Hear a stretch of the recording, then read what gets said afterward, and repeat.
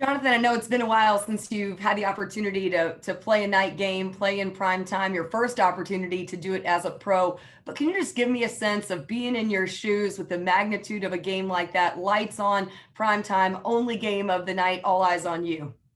It's fun. I mean, you talk about the games that you work for, the games that you live for. You think about high school, the Friday night light games, the playoff games, college, those big, the bowl games, those conference games. So it's kind of the same kind of magnitude, except it's at the highest level of football. So you know that everyone's going to be dialed in. Our team, their team. It's going to come down to who's playing with better fundamentals, who is coming down, and who knows their assignment, who's able to execute. Jonathan. Mike Chappell? Jonathan, we talked to Frank, and he said this has been a new role for you thus far. In the last 3 years in college, if there was a slow half or a bad play, you always had 15, 20 touches to make amends, I guess, if that's the right phrase, in the second half. The last couple of weeks, it's been really slow in the second half. How do you deal with that, and how do you adjust? Because it seems it is a different role for you. Yeah, I think one of the biggest things is college actually prepared me really well. Coach Settle would always say, don't count the reps, make the reps count. So especially in a league like this, when you get opportunities in order to make a play, when those opportunities arise, you have to capitalize on them. So I think that's one of the biggest things is being as though Coach Settle was preaching that to us, my 3 years at Wisconsin, coming here now, I know that whenever an opportunity arises, I have to capitalize on it because there are very few in this league. Joel Erickson? Jonathan, has it been tough the last couple of weeks to deal with not getting carries after the half and not, after getting off to a decent start?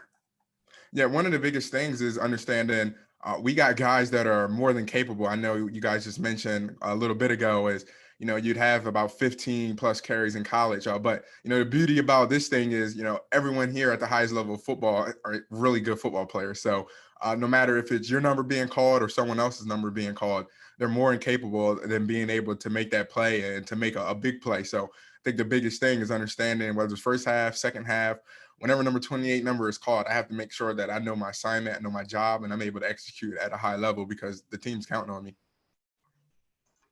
All right, we'll go one more. Zach Kiefer? Jonathan, how would you evaluate your rookie season halfway through? And if there's anything holding you back or you're frustrated with, what do you think you've identified in that realm? I think, so far through my rookie season, it's been a progress. Of course, coming in, wasn't expecting to, have the kind of role being put in the position that I'm put in right now, being as though, we dearly, dearly miss Marlon. But, having to adjust, into a role that I'm in right now, it's been kind of skewed, especially the circumstances. So coming in without any, off-season kind of reps really besides, virtual. So it's really learning on the fly. And one of the biggest things is you got to study. You have to know everything that's going on because the team is counting on you, not only me, but the rest of the running back group as well.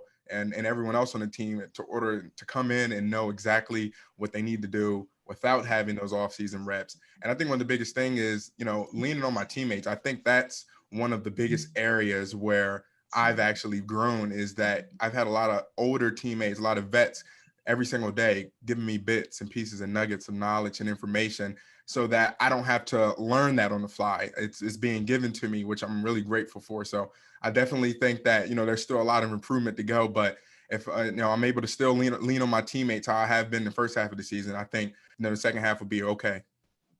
With all the COVID stuff and the weird off season, and then Marlon going down so quickly in the first game, has it been harder than you anticipated? I mean, has it been more of a challenge than you could expect?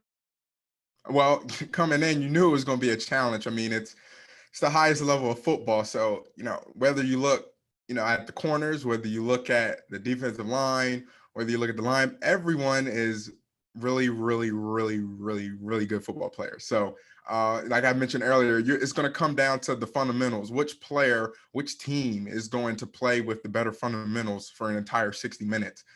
So I think it's more of a mental strain of being disciplined to the small little details of every single play, every single assignment that you have.